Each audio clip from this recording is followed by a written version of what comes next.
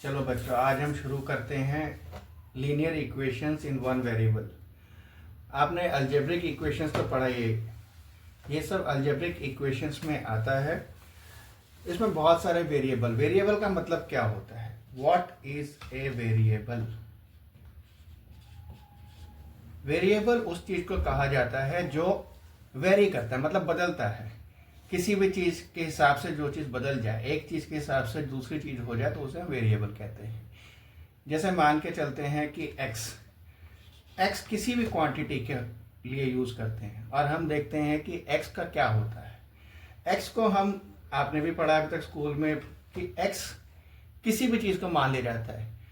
अगर हम एरिया निकालते हैं रेक्टेंगल का, तो हम कहते हैं कि चलो एक साइड हो गया x यानी कि अननोन, लेकिन वेरी करेगा। जैसे जैसे वैल्यू बदलेगी वैसे वैसे वेरी करेगा। तो वो जो इक्वेशंस बनती हैं उसे हम कहते हैं linear equations in one variable, यानी कि उस लीनियर इक्वेशन में एक ही चीज है जो बदल सकती है और वो एक चीज है x। अगर हम इस चीज को शुरू करें कि आपने क्या क्या पढ़ा है, तो आपने पढ़ा है x के साथ 3 हो गया, x के साथ 2x - 3 हो गया, एटसेट्रा। अब इसका मतलब क्या है? इसका मतलब है कि 3 जो है 3x, 3 अपनी जगह पे वैसे ही रहेगा, 3 में कोई बदलाव नहीं आएगा। लेकिन x में बदलाव आ सकता है। x की वैल्यू अगर 1 होगी तो 3x = 3 हो जाएगा। x की वैल्यू अगर 2 होगी तो 3x हो जाएगा, 3 × 2 बन जाएगा 6। तो इसका मतलब यह है कि वेरी क्या हो रहा है? x, यानी कि x की वैल्यू को हम बदल पा रहे हैं। 1 2 3 10, मान लीजिए 3x में x की वैल्यू हो गई 10, तो ये बन गया 3 × 10 विच इज इक्वल टू 30। तो क्योंकि x की वैल्यू हम बदल सकते हैं या बदल रही है किसी भी कारण से, तो इसीलिए x हो गया वेरिएबल।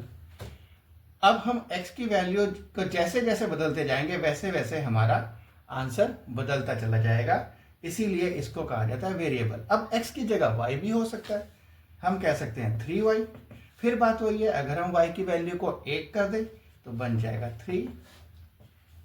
अगर हम y की वैल्यू को 2 कर दें तो बन जाएगा ये 3 × 2 यानी कि 6। फिर बात वही है कि x की तरह ही y भी चेंज हो रहा है और y भी वेरिएबल है। तो हम कह सकते हैं कि x, y, z, इस तरह से किसी भी चीज को हम जब इस्तेमाल करते हैं तो हम उसको ये इंडिकेट करते हैं कि ये वेरी करने वाली चीज है, ये बदलने वाली चीज है। और जब हम उसके साथ कोई और चीज लगा देते हैं जैसे कि 4x, तो इसके अंदर ये वाला पार्ट जो है ये होता है कांस्टेंट। 4 को हम नहीं बदल सकते, लेकिन x को हम बदल सकते हैं, इसीलिए x कहलाता है वेरिएबल।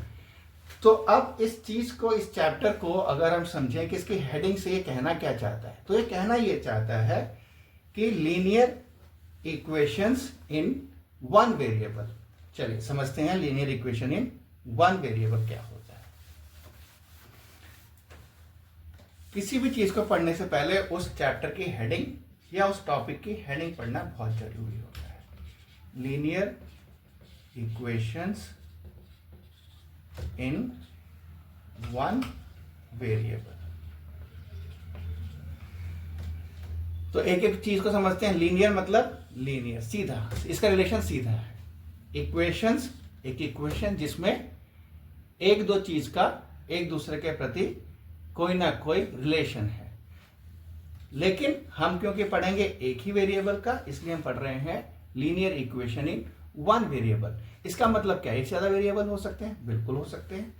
हम कहते हैं 3x + y। अब यहाँ पे 2 वेरिएबल होगा, एक हो गया x, एक हो गया y। वो हम बाद में पढ़ेंगे, अभी हम सिर्फ एक ही की बात करते हैं। और इस वेरिएबल को हम x, y, z किसी भी चीज से इंडिकेट कर सकते हैं। तो किसी भी इक्वेशन में अगर ये सिर्फ 3x है, एक वेरिएबल। अगर ये हो गया 3x + y, 2 वेरिएबल। अगर हम कहते हैं 3x + y + z, तो 3 वेरिएबल, तो 3 वेरिएबल हो गए। तो हमारी शुरुआत ये से पहले हमें पता होना चाहिए कि वेरिएबल क्या है। तो वेरिएबल है वो क्वांटिटी जो अलग अलग वैल्यू के साथ अलग अलग आंसर देती है। तो हम ये बात समझ चुके हैं कि वेरिएबल क्या है और वेरिएबल का मकसद क्या है। वेरिएबल का मकसद है इंडिकेट करना किसी भी क्वांटिटी को जो बदली जा सकती है। ठीक है बच्चों, चलो उससे आगे करते हैं जो हमने किया था। हमारा टॉपिक क्या है? Linear equations in one variable. और समझते हैं इसको कि linear equation in one variable. हमने सिर्फ वेरिएबल समझा था। क्या कहा था? हमने कहा था कि x किसी भी चीज में आ जाए तो x एक वेरिएबल है। और ये सिर्फ x नहीं है, अगर मैं इसको 3y भी लिखूं तो भी y वेरिएबल है। और 3 क्या है? कांस्टेंट। कांस्टेंट का मतलब है ये नहीं बदलने वाला। लेकिन x क्योंकि वेरिएबल है तो बदल सकता है, अलग अलग सर्कमस्टांसेस में, अलग अलग केसेस में बदल जाएगा। जैसे जैसे x की वैल्यू बदलेगी हम उसको इसमें डाल सकते हैं। तो होगा क्या? होगा ये कि हम इससे बड़े बड़े प्रॉब्लम को सॉल्व कर सकेंगे। जैसे एक छोटा सा एग्जांपल ले लो। हमें दे दिया एक रेक्टेंगल में हमें लेंथ पता है कि चलो 10 हो गया मीटर, और हमें ब्रेड्थ नहीं पता, लेकिन हमें एरिया पता है, एरिया 20 हो गया। अब एरिया अगर 20 हो गया तो इसका क्या मतलब है? फॉर्मूला हमें पता है, length into breadth is equal to area. अब हमने क्या है, हमें ब्रेड्थ तो पता है लेकिन लेंथ नहीं पता, तो लेंथ को हमने कर दिया x। अब ब्रेड्थ हो गया, लेंथ हमें पता है 10 और हमें ब्रेड्थ नहीं पता है, तो ब्रेड्थ हमने मान लिया x और ये मिला के बन गया हमारा एरिया। तो x यानी कि जो इस केस में हमें नहीं पता है वो हो गया वेरिएबल। लेकिन वेरिएबल तो हो गया, पर इस इक्वेशन में x की वैल्यू एक ही आएगी। तो अब इस बात को ज्यादा कॉम्प्लिकेट ना करके बहुत आसान तरीके से समझेंगे। ये तो बस इसलिए बताया कि समझ में आए कि वेरिएबल का इस्तेमाल क्या है। तो चलो शुरू करते हैं। शुरू क्या करते हैं कि 3x था, 3x में x हो गया हमारा वेरिएबल और 3 हो गया कांस्टेंट। लेकिन क्या ये हमारा टॉपिक कंप्लीट करता है? नहीं। टॉपिक कंप्लीट करने के लिए बाकी चीजों को भी देखना है। हमने वेरिएबल तो समझ लिया, लीनियर क्या है, इक्वेशन क्या है, वेरिएबल का इस्तेमाल क्या है। तो अब हम कंप्लीट करते हैं। कंप्लीट कैसे होगा? हमने लिख दिया एक equation 3x plus 4 is equal to 12। अब अगर हम 3x plus 4 is equal to 12 लिखते हैं तो क्या चीज बनी? इसको कहा जाता है इक्वेशन। ये है लीनियर इक्वेशन, ये पूरा का पूरा इक्वेशन। अब पूरा का पूरा इक्वेशन है तो इसके पार्ट्स क्या है? इसके पार्ट्स क्या है? इसका ये वाला पार्ट यानी कि ये वाला पार्ट होता है LHS, मतलब लेफ्ट हैंड साइड, और ये वाला पार्ट है RHS, मतलब राइट हैंड साइड। तो लेफ्ट हैंड साइड है, राइट हैंड साइड है, यानी कि किसी भी चीज को जब हम डिस्क्राइब कर रहे हैं तो हमने कहा कि x पे ये इक्वेशन डिपेंडेंट है, ये लाइन डिपेंडेंट है, ये लाइन लेंथ डिपेंडेंट है। तो x जैसे जैसे बदलेगा हमारी वैल्यूज बदलती चली जाएंगी। अब इसी चीज को अगर हम कहना चाहें कि हाँ इस इक्वेशन के लिए मेरी x की वैल्यू क्या है, ये इक्वेशन सेटिस्फाई कैसे होगा? सेटिस्फाई का होने का मतलब है LHS should be equal to RHS।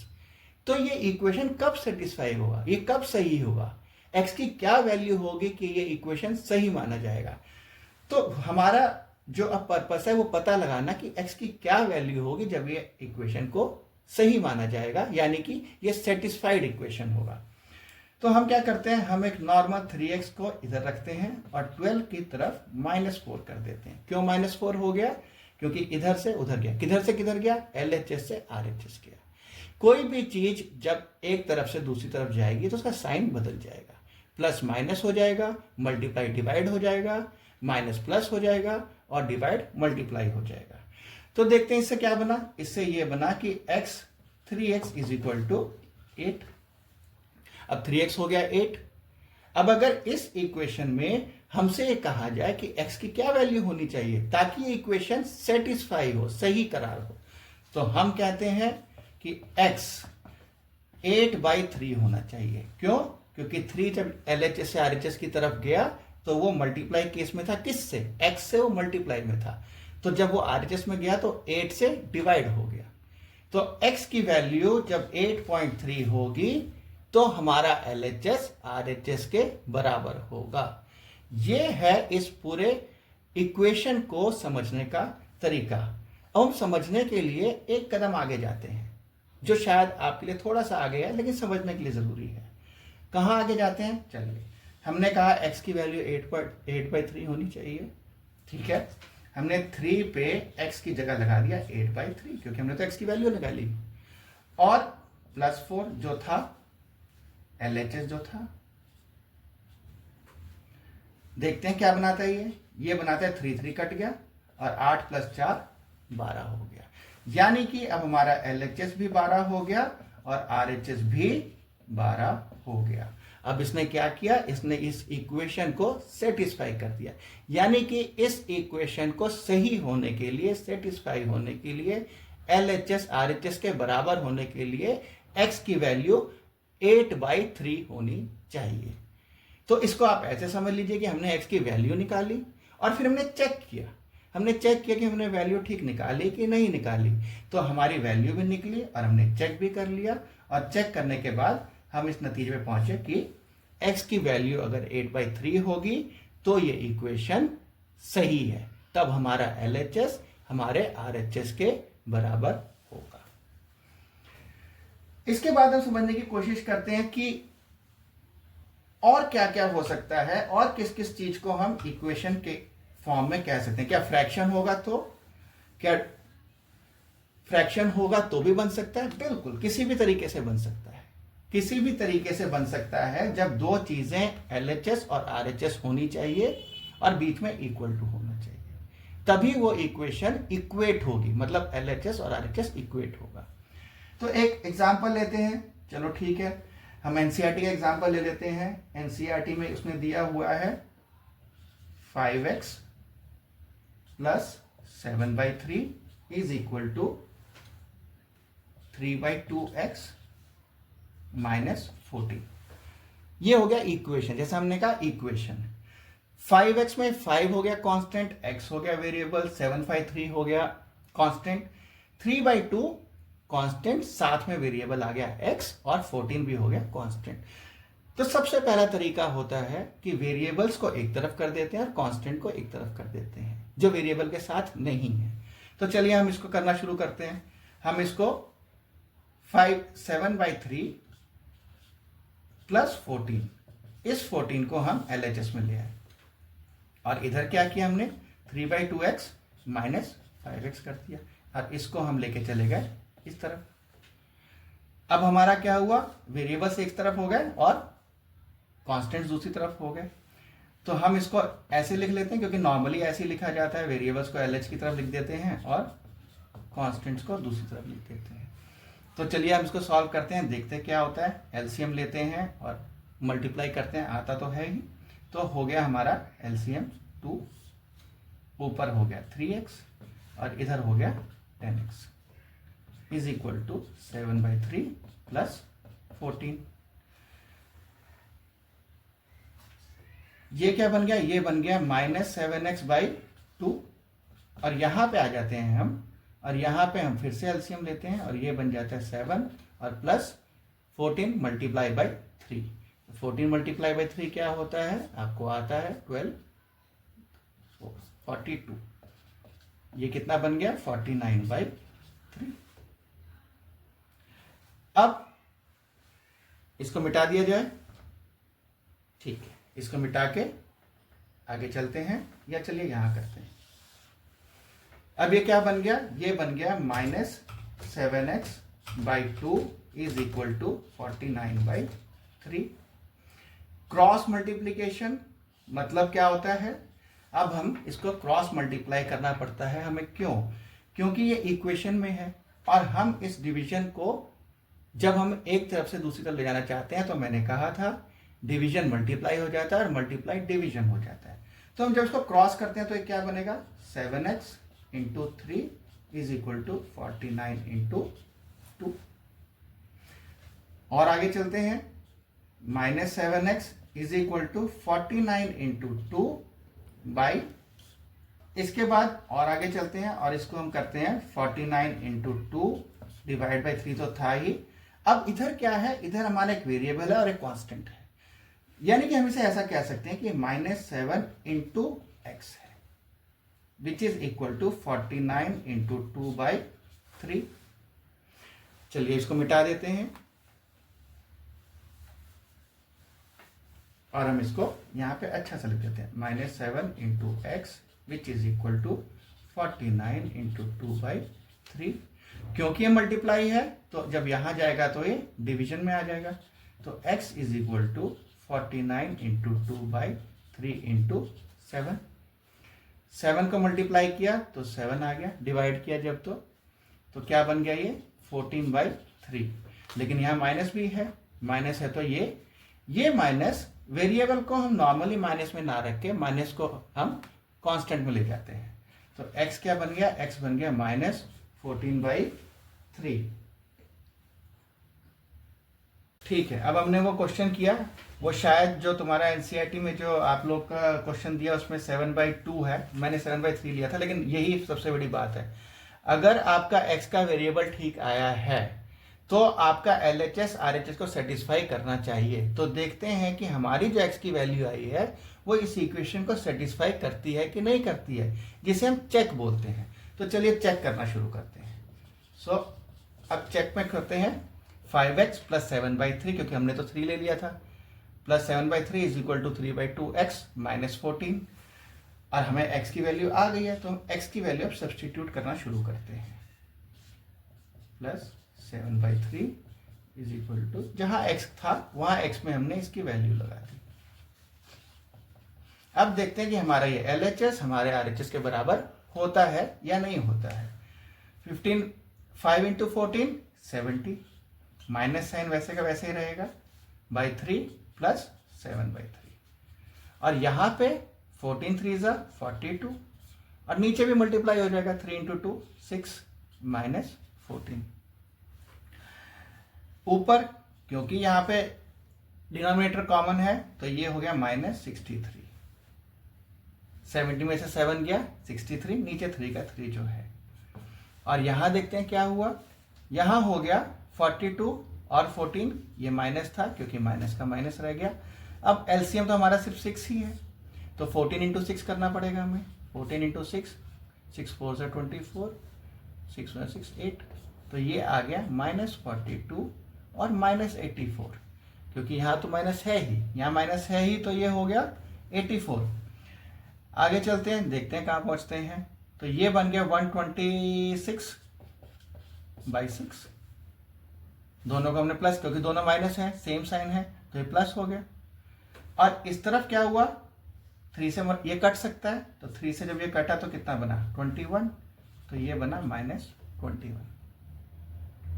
ठीक है, अब यहां पे देखते हैं क्या हो रहा है, क्या ये 6 से कट सकता है, बिल्कुल कट सकता है, तो ये 6 से कट के क्या बनेगा 21, सो -21। तो हम ये कह सकते हैं कि हमारा LHS RHS के बराबर आ गया, और हमने जो कहा था कि if LHS is equal to RHS the equation the value of x satisfies the equation. तो ये बहुत बड़ा करते करते हमें एक अंदाजा भी मिल गया कि हमने वैल्यू गलत भी ले ली तो भी अगर x सेटिस्फाई कर रहा है तो इसका मतलब इक्वेशन सेटिस्फाई हो रहा है। तो हमने इक्वेशन एक एग्जाम्पल के तौर पे लिया, और अब हम इसको आराम से कह सकते हैं कि LHS अगर RHS को सेटिस्फाई कर रहा है, LHS RHS के बराबर है, तो this is an linear equation, या हम कह सकते हैं this equation is linear equation when the value of x is -14/3। तो हम ये कह सकते हैं this equation is satisfied when the value of x is -14/3, hence LHS is equal to RHS, answer solve. ठीक है बच्चों, तो ये थोड़ा सा क्वेश्चन मैंने मुश्किल लिया था, फ्रैक्शन में लिया था, ताकि तुम्हें नेक्स्ट लेवल पे भी समझाया जा सके। आसान क्वेश्चन तो करते रहे हो, जैसे मैं एक छोटा सा आसान क्वेश्चन भी कर देता हूँ जिससे ये पता चल जाए कि कैसे भी ये इक्वेशन सेटिस्फाई होगी अगर x की वैल्यू सही निकली है तो। चलिए मैं थोड़ा सा पीछे चले जाके एक आसान सा करता हूँ। 2x plus 8 is equal to 12। फिर से वही बात, 2x लेफ्ट में आ गया LHS और वेरिएबल्स इस तरफ चले गए तो ये बन गया 4 और ये हो गया 2x, x is equal to 4/2 which is equal to 2। Check, 2 into 2 plus 8 is equal to 12। देखते हैं दोनों बराबर होता है या नहीं होता। 4 प्लस 8 इज इक्वल टू 12, तो 12 is equal to 12। Hence this equation satisfies और the solution of this equation and the value of x is equal to 2. So when the value of x is equal to 2, the equation is satisfied or the answer of x for this equation is 2. तो बच्चों ये class यहीं खत्म करते हैं और ये हमने एक पार्ट किया है। थोड़ा सा रिकैप कर देते हैं हमने क्या किया। सबसे पहले हमने ये समझा कि linear equation in one variable का मतलब क्या है। मतलब ये है वेरिएबल वो चीज है जो बदलती है। किस चीज से बदलती है? वैल्यू से बदलती है। वैल्यू बदला तो उसका इक्वेशन बदल गया। इक्वेशन क्या होता है? इक्वेशन किसी भी चीज को डिनोट करने का एक तरीका होता है जिसके अंदर हम ये कह सकते हैं कि दो पार्ट होते हैं, एक होता है LHS, एक होता है RHS। Left hand side should be equal to RHS क्योंकि इक्वेशन का मतलब है इक्वालिटी। तो LHS has to be equal to RHS और LHS का RHS इक्वल होने के लिए हम x की वैल्यू निकालते हैं। तो जब हम x की वैल्यू निकालते हैं उस वैल्यू को जब हम इक्वेशन में डालते हैं और चेक करते हैं और फिर हम देखते हैं कि LHS में वैल्यू और RHS में वैल्यू एक ही आई है, इसका मतलब हमारा इक्वेशन सेटिस्फाई हो गया for that value of x। यानी कि x की इस वैल्यू पे हमारा लीनियर इक्वेशन सही है, सेटिस्फाई है। Hence we can say that our linear equation gives for a linear equation the value of x is this. ठीक है बच्चों, दोबारा से करेंगे, अगले सेक्शन में आएंगे, अगले टॉपिक में आएंगे, कुछ क्वेश्चंस और करेंगे। तब तक के लिए अपने एनसीईआरटी के बुक से क्वेश्चन देख सकते हो, कर सकते हो और आगे तो हम उसको करेंगे। Okay, see you, bye.